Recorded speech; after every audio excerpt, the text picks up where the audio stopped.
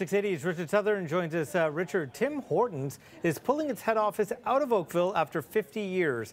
We also know they're still in this battle with franchise owners, and the federal government is also looking into irregularities. You've been talking to the president of Tim Hortons. What's he saying? Lots to talk about, Francis. But first, yes, the head office, after 50 years moving out of Oakville, it's going to be going into downtown Toronto, the Tim Hortons headquarters, now into the Exchange Tower. The company says it won't result in any job cuts, and it's to better keep on top of the trends. Yes, the federal government looking into the Brazilian owners of Tim Hortons. Yes, the franchise owners upset about all sorts of things, including costs being downloaded, and many Tim Hortons customers, they're not happy at all. So why is everyone so unhappy at Tim Hortons?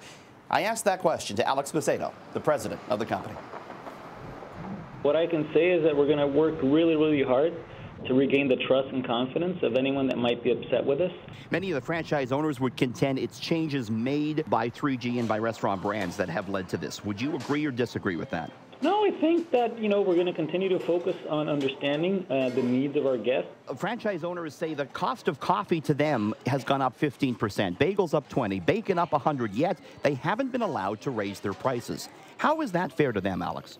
Well, I'll tell you what, franchisee profitability is in all-time high, so it's in a very good place right now.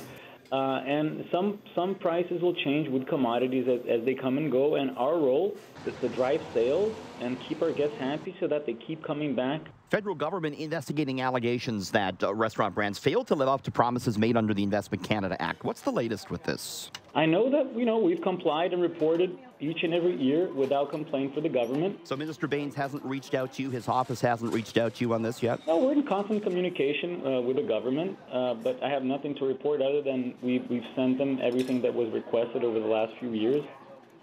So both sides, I think, kind of digging in their heels here, Francis. And, the latest allegation today was that some franchise owners said they didn't get their goods, their supplies in time. So all sorts of infighting still going on at Tim Hortons. The stock at a 52-week low today.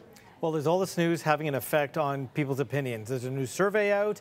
How do Canadians feel about Tim Hortons? Yeah, there are some changing feelings. This is the Angus Reid survey out today. 35% say their opinion has worsened as regards Tim Hortons over the last few years. 21% say the food, in their opinion, has worsened over the last 5 years. 19% say the coffee has worsened. 25% say the service has worsened. But look at this, Francis.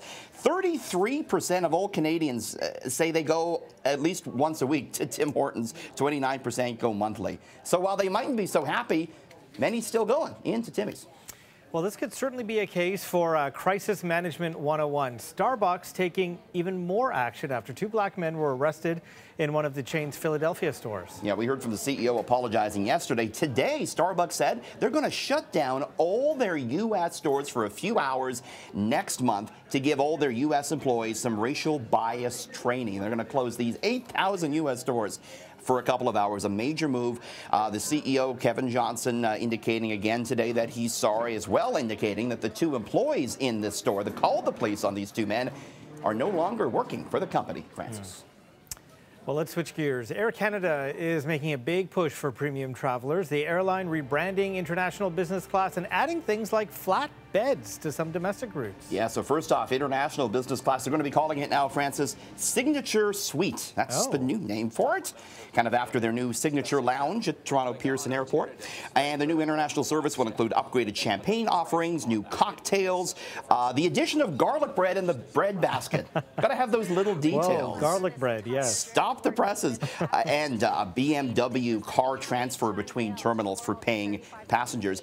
On some overnight domestic routes between Vancouver, Toronto, LA, Toronto, and San Francisco, Toronto, there will be lie flat options in business class and upgraded amenities on board. So they're trying to go after those passengers that pay the top bucks, and Air Canada stock was up 2.5% today. Okay.